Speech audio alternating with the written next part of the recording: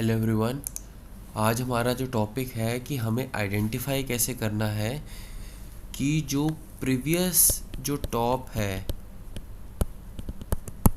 वो हमारा एक टर्निंग पॉइंट बन सकता है।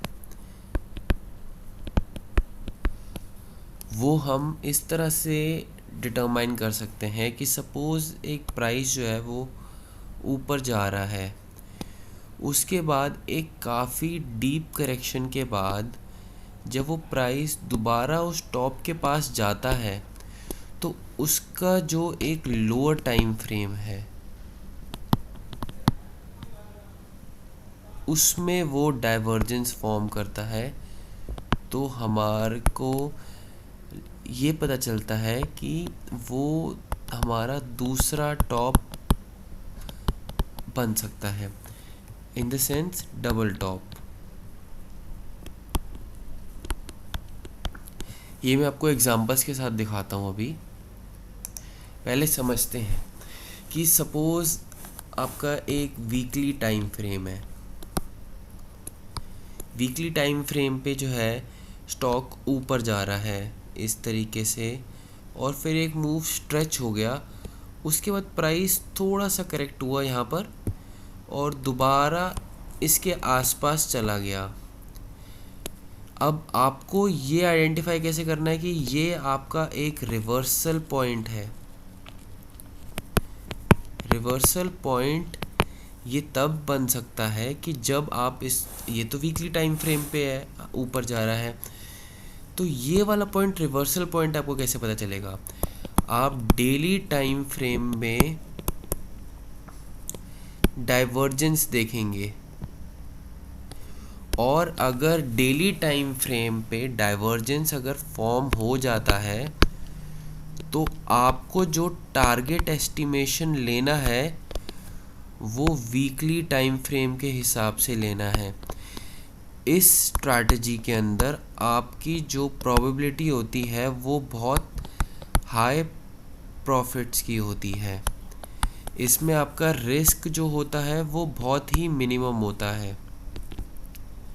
इसमें आपको मैं कई एग्जांपल्स अभी दिखाऊंगा जिससे आपको ये पता चलेगा कि हमें एनालिसिस किस हिसाब से करना है, हमें एंट्री कैसे लेनी है, और हमें प्रॉफिट्स कहाँ पे बुक करने हैं, और हमें या तो ट्रेल कैसे करना है कि हमें हमारे जो प्रॉफिट्स हैं वो एटलीस्ट लिमिटेड रहें पर हम प्रॉफिट्स में ही निकलें, क्योंकि इस स्ट्रैटेजी के अंदर जो है अराउंड 98% की प्रॉफिटेबिलिटी है। बस ये है कि आपको जो अपनी पोजीशन साइजिंग है उस पे ध्यान देना है।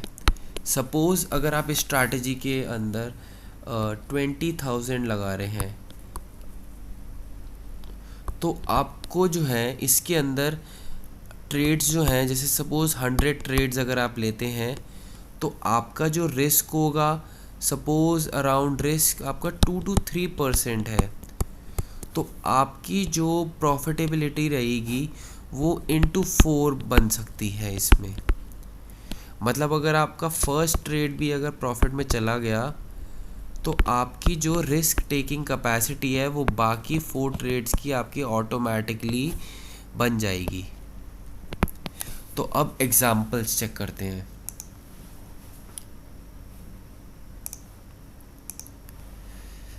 पहला जो एग्जांपल है वो है इंडिया मार्ट। इंडिया मार्ट में आप देखो कि प्राइस जो है वो यहाँ से स्ट्रेच हो गया हुआ है। प्राइस यहाँ पर आया, पॉज लिया, अब चला गया। प्राइस उसके बाद थोड़ा सा करेक्ट हुआ, करेक्ट होने के बाद इस टॉप के पास वापस गया। पर आपको कैसे पता कि ये जो है ये रिवर्सल पॉइंट बन सकता है जिसके अंदर मेरी हाई प्रॉफिटेबिलिटी हो सकती है? अब आप देखो, ये डेली टाइम फ्रेम पे आपको मैं दिखाता हूँ। ये वाला आपको यहाँ पर एक रेक्टेंगल बना देते हैं कि जिससे आपको ये पता चलेगा कि हमें इस बॉक्स को आसपास देखना है कि क्या हुआ है। अब आप डेली टाइम फ्रेम पे ये चेक कीजिए, देखिए ये हमारा हाई पॉइंट था, प्राइस यहाँ से डेली टाइम फ्रेम पे अप गया, यहाँ से अप गया, नीचे आया, अप गया, प्राइस ने डाइवर्जेंस फॉर्म किया, और जैसे ही डाइवर्जेंस फॉर्म किया, मैंने आपको पिछले अपने एक वीडियो में बताया था कि डाइवर्जेंस को ट्रेड कैसे करना है। ये रेड कैंडल बनी, हमें इसके नीचे ही ट्रेड लेने है। तो अगर आप ट्रेड यहाँ पर लेते तो अराउंड आपकी जो एंट्री होती वो 9035 की होती। हमने एंट्री कर ली 9035, हमारा जो स्टॉप लॉस बनेगा वो बनेगा अराउंड 9873 का। हमें रिस्क के हिसाब से वो देखना है कि अगर आप इसमें हेजिंग करके भी चलते हैं तो, क्योंकि ये शॉर्ट पोजीशन है, उसी तरीके से बाइंग के अंदर पोजीशन अगर आप जैसे शॉर्टिंग नहीं कर सकते हैं फ्यूचर्स और ऑप्शंस के अंदर, तो आप बाइंग अपॉर्चुनिटीज़ ऐसे देखिए, क्योंकि बाइंग अपॉर्चुनिटीज़ के अंदर ये जो है ऑपोजिट वे में आपका इम्प्लीमेंट होगा। ठीक है, हमने एंट्री ले ली 9035 के आसपास की ले ली। ठीक है, अब हमें 9035 नहीं, हमारा ये एक सेकेंड, हमारी सॉरी ये जो एंट्री बनती है वो बनती है 9234 के आसपास, क्योंकि कैंडल के हिसाब से वो विजिबल नहीं था। 9034 पे आपने एंट्री करी, 9873 का आपका स्टॉप लॉस हो गया। ठीक है, बट मैंने आपको क्या बताया, जब डाइवर्जेंस अगर इसमें फॉर्म हो जाए और अगर वीकली कैंडल के अंदर भी हमें ये दिख जाए कि वो बेरिशनेस बन गई है। अब आप वीकली कैंडल के अंदर आप देखिए,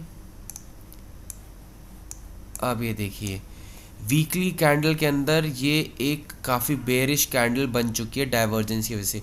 क्यों? क्योंकि आपने जो है सपोज डाइवर्जेंस, अब ये एक कैंडल बन गई मंडे को,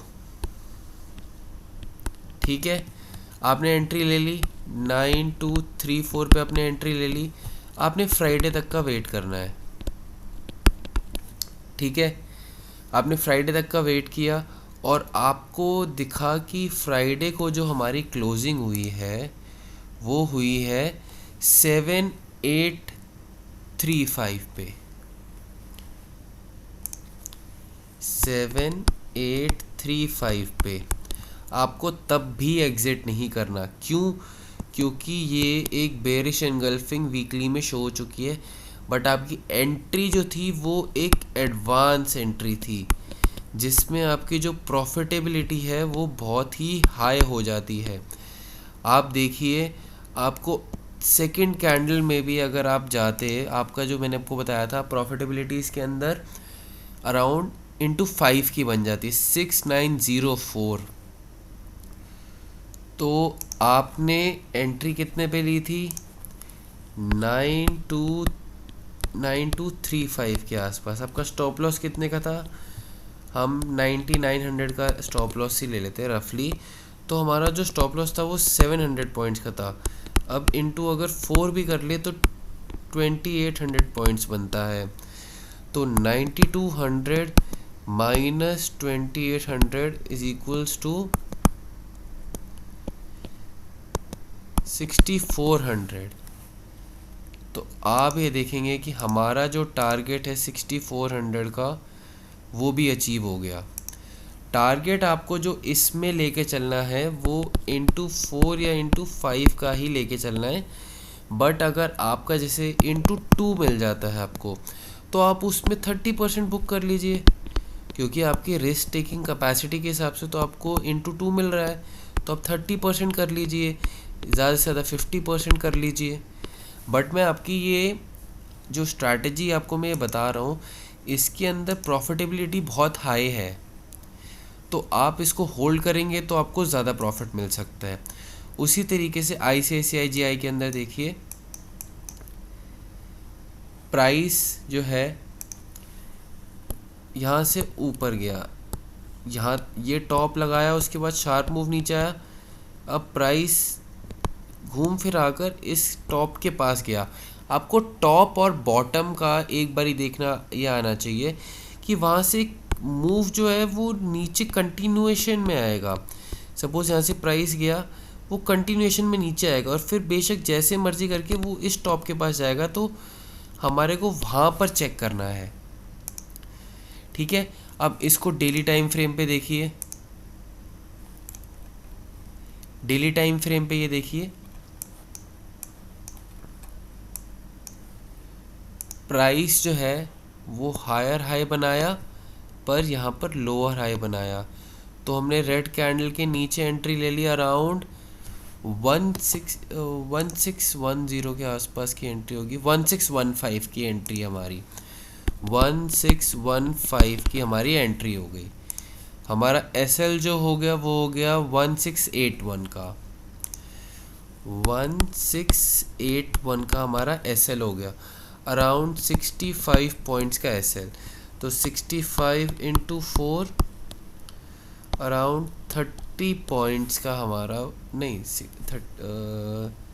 24 और 26, मतलब 260 पॉइंट्स का हमारा टारगेट बनता है। ठीक है, अब आप उसमें वीकली में देखिए, आपको फिर वीकली में नज़र आया कि यहाँ पर एक ये शूटिंग स्टार बन गया। आपको पता है कि शूटिंग स्टार जो होता है वो एक बेयरिश इंडिकेशन होता है। तो आप ये देखिए, आपने 260 पॉइंट्स का था, तो अराउंड 1615 माइनस 260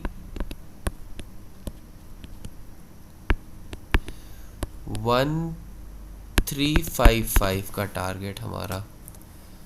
और आप देखिए कि हमारा ये जो टारगेट है 1355, वो यहाँ पर कंटिन्यूएशन में प्राइस आया और 1355 का हमारा टारगेट अचीव हो गया।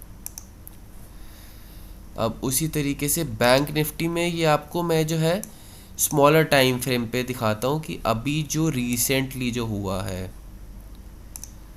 आप ये देखिए कि प्राइस ने ये जो डोमिनेंट कैंडल है इसके आसपास ये ब्रेकडाउन दिया था। ठीक है, तो हमारा ये जो है रेजिस्टेंस लेवल हो गया। अब एक लोअर टाइम फ्रेम पे आप देखिए, जहाँ से बैंक निफ्टी ने ये जो शार्प मूव दिया था, ये क्यों दिया था। सेम चीज़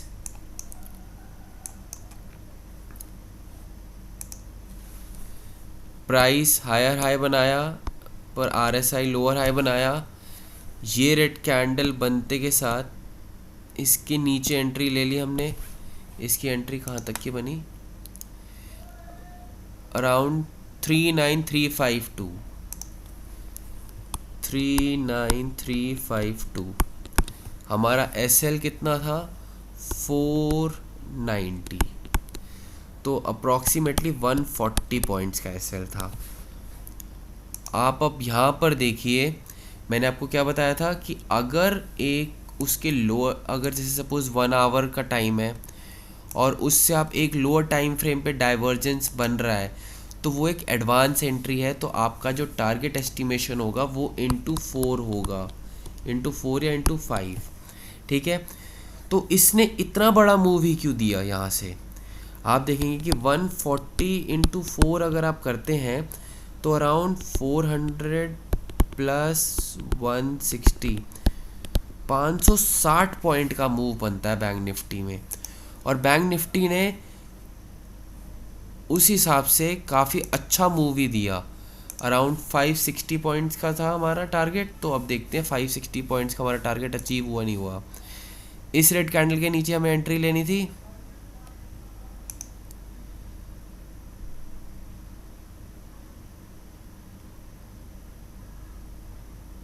और आप देखेंगे कि एग्जैक्टली इंटू 4 हमारा टारगेट अचीव होता है यहाँ पर।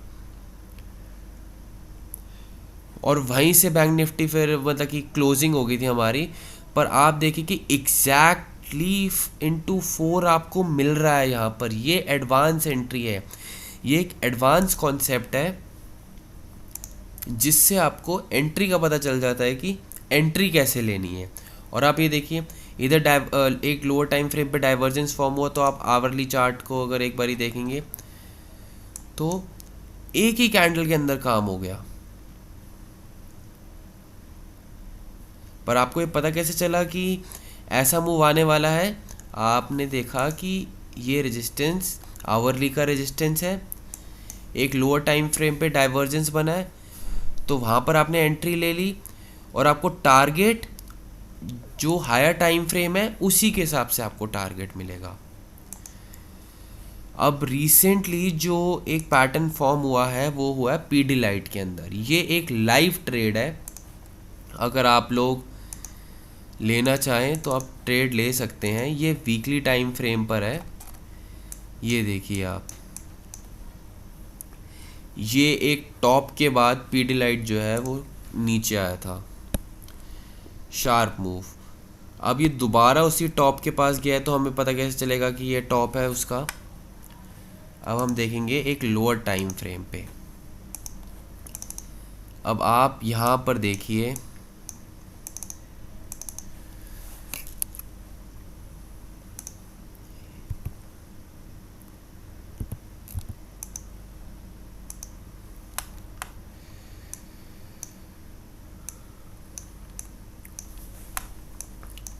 आप अगर यहाँ पर देखेंगे तो एक डाइवर्जेंस फॉर्म हुआ है। हमने इस रेड कैंडल के नीचे एंट्री ले चुके हैं हम। अब हमारा टारगेट क्या बनना चाहिए है? इंटू 4 या इंटू 5।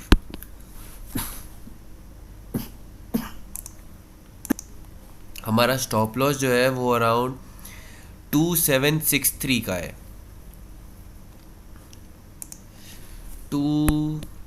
एक मिनट, 2763 का स्टॉप लॉस है हमारा। तो इट मीन्स टू से अराउंड 100 पॉइंट्स का स्टॉप लॉस है, तो हमारा 400 पॉइंट्स का टारगेट होना चाहिए। तो हमारी जो टारगेट एस्टिमेशन होनी चाहिए वो होनी चाहिए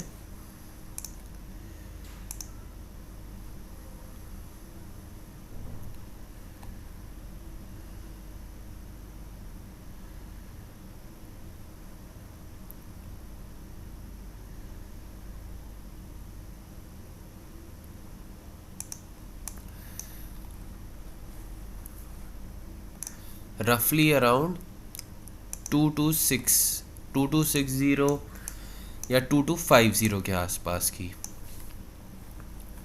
तो ये एक लाइव ट्रेड है, आप इसके ऊपर चेक कर सकते हैं।